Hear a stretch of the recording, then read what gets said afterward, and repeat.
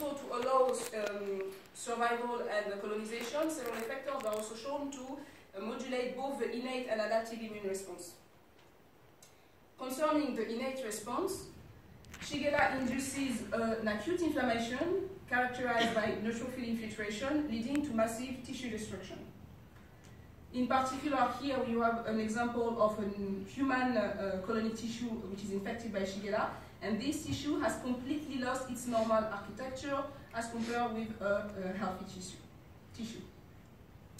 So now concerning the adaptive immune response, a humoral protective response is elicited.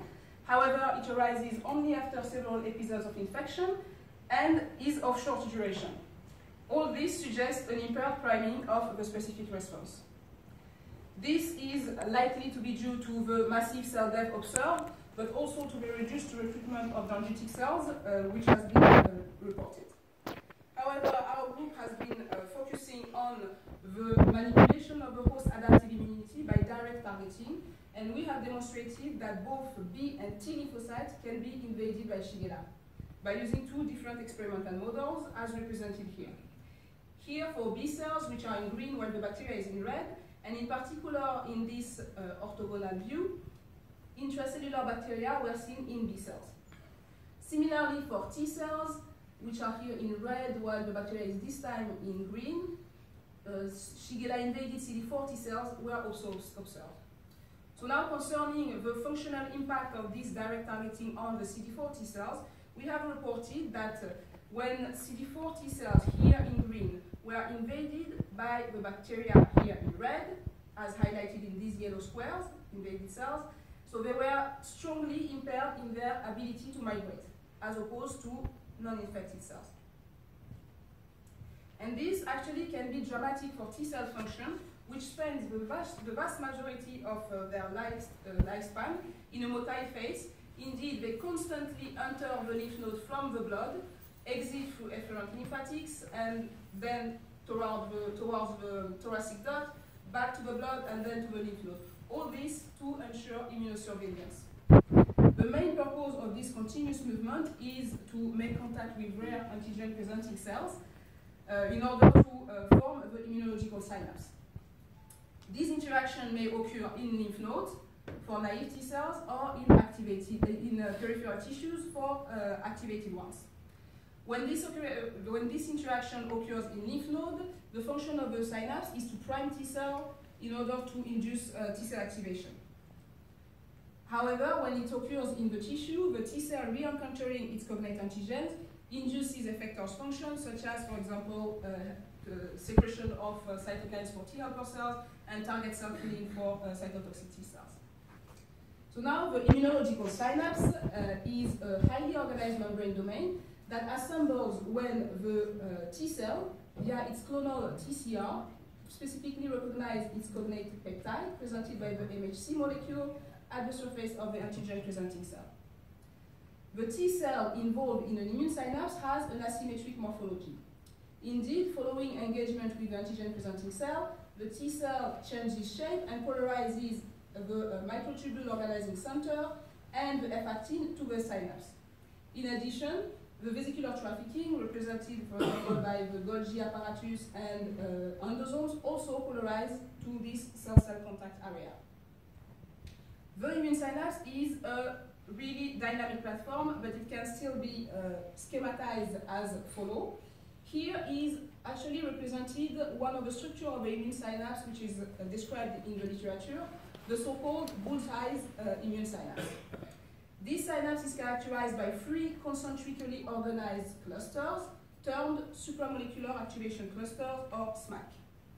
The main component of the central SMAC are key molecules for TCR signaling, such as the TCR and its ligand, the peptide MHC, but also co-stimulatory and co-inhibitory molecules, such as CD28 and CTLA4 and their respective ligands.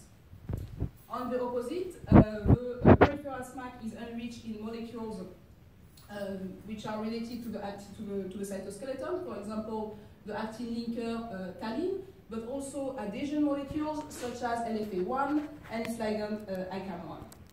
Finally, the distal SMAC was defined later as a region enriched in filamentous actin, but also the presence of molecules with long extracellular domains such as CD43 and CD45, which are kind of excluded from the center of the synapse, is still controversial.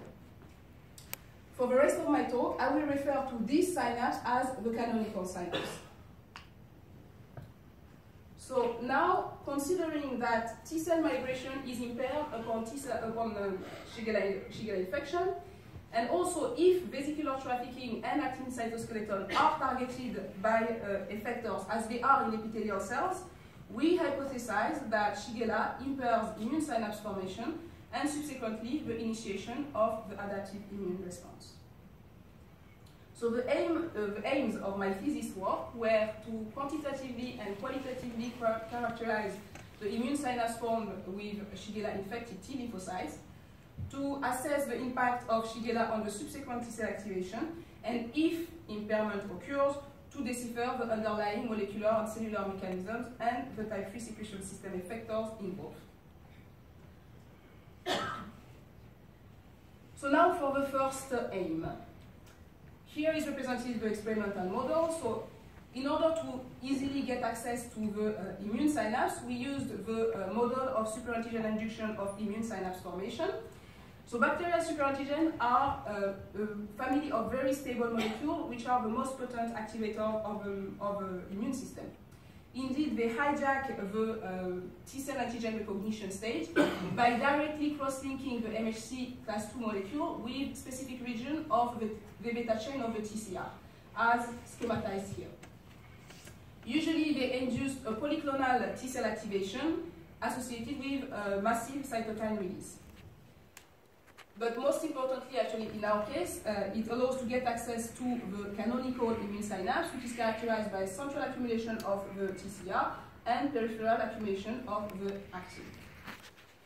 In our model, we used Raji B cells as antigen-presenting cells and primary lymphoblasts or Jurkat cells as T cells. Here is represented the experimental procedure for the following experiment. So when we used lymphoblast, we actually differentiated superantigen-specific lymphoblasts from PBMC, which were incubated with a mix of superantigens